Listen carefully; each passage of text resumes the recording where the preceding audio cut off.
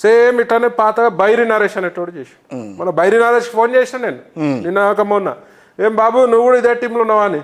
అన్నా నేను లేను, నేను మూఢనమ్మకాలపై పోరాటం చేస్తున్నా. మూఢనమ్మకాల మీదకి నేను చెప్పిన బైరి నరేష్ నువ్వు మారినందుకు సంతోషం, ఏ రకంగా ఎందుకు మారినా నాకు అనవసరం. నేను కొడితే మారినావా లేకపోతే నువ్వే సెల్ఫ్గా ప్రాయశ్చిత్త పడ్డావా?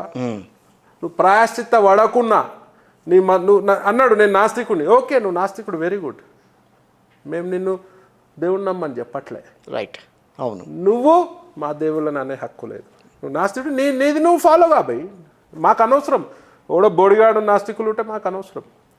నీ పాలసీకి మేము అడ్డురాము. నువ్వు వేరేళ్ళది నీ పద్ధతి వేరేళ్ళపై రుద్దే రైట్ లేదు, నీకు హక్కు లేదు.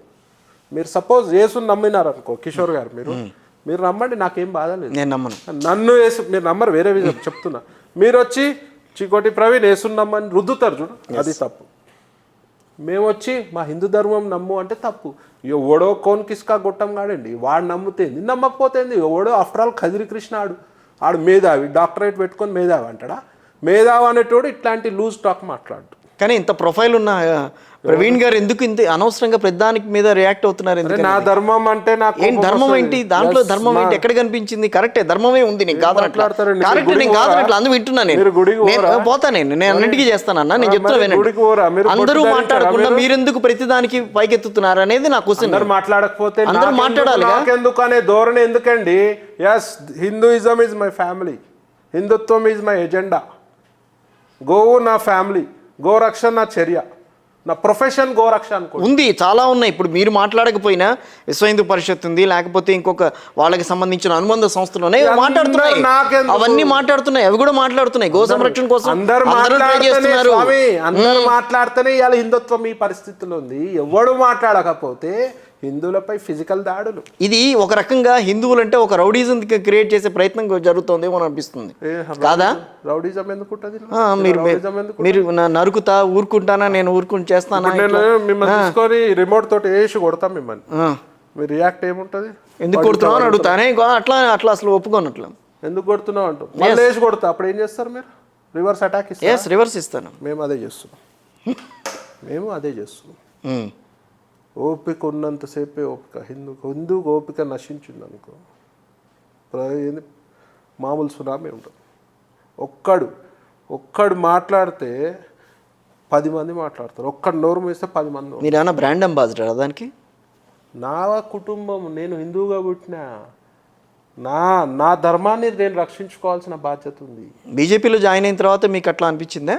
బీజేపీ జాయిన్ కాకముందే హిందుత్వం గురించి మాట్లాడుతున్నా, దానికే కదా కేసులేనాయి. అవును, బీజేపీ జాయిన్ కాకముందే నేను గజ్వేల్ పోయినా. గజ్వేల్ వెళ్ళారు, హడావిడి చేశారు. అనేది తప్పు.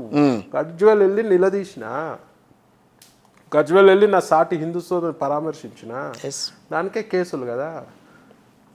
అంటే హిందుత్వం ఇప్పుడు మీరు అడిగే ప్రశ్నలు యాజ్ ఏ హిందూ నాకు చాలా హర్టింగ్ ఉన్నాయి. బీయింగ్ ఏ హిందూ మీరు ఇట్లా మాట్లాడొద్దు.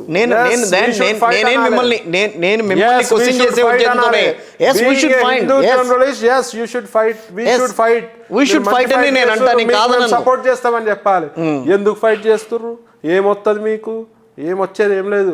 ధర్మం గురించి పోరాటం చేస్తారు. అలాంటప్పుడు మీరు హిందుత్వానికి సంబంధించి మీరు ధర్మం గురించి మీరు ఉండాల్సింది.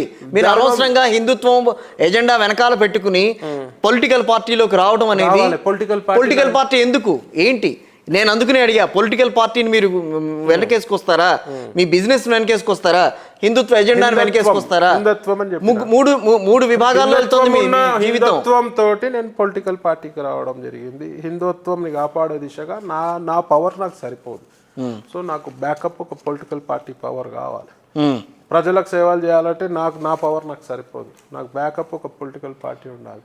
దేశంలో ఒక పద్ధతి గల పార్టీ. అసలు రాజకీయాల మీద అవగాహన ఉందా మీకు? సరే లేదనుకోండి, మీరు అనుకుంటే నాకేమో అట్లా కాదు. మీకు చెప్పండి, ఏ అవగాహనతో మీరు రాజకీయ పార్టీలోకి వచ్చారు అనేది కావాలి.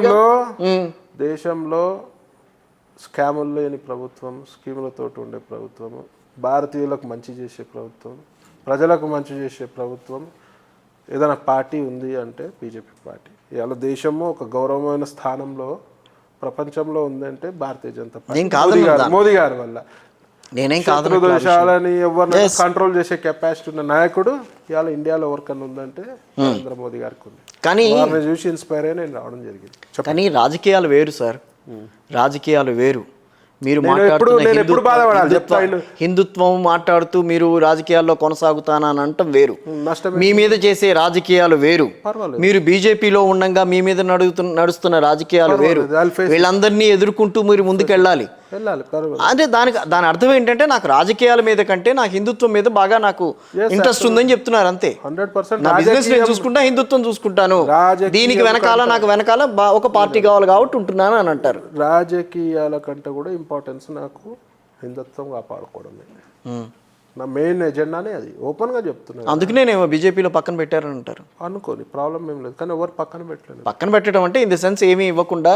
ఇప్పుడే కదండి, మొన్ననే పార్లమెంట్ ఎలక్షన్స్, మొన్ననే రిజల్ట్స్ వచ్చినాయి. ఓపిక ఉండాలి కదా. నాకు పొలిటికల్ బ్యాక్గ్రౌండ్ ఫ్యామిలీ కాదు నాకు, అది ఆ వ్యాపారం సంబంధించి హాయిగా వంశపారంపర్యంగా వచ్చిన వ్యాపారం చేసుకోక హ్యాపీ ఎందుకు 7 స్టార్ లైఫ్.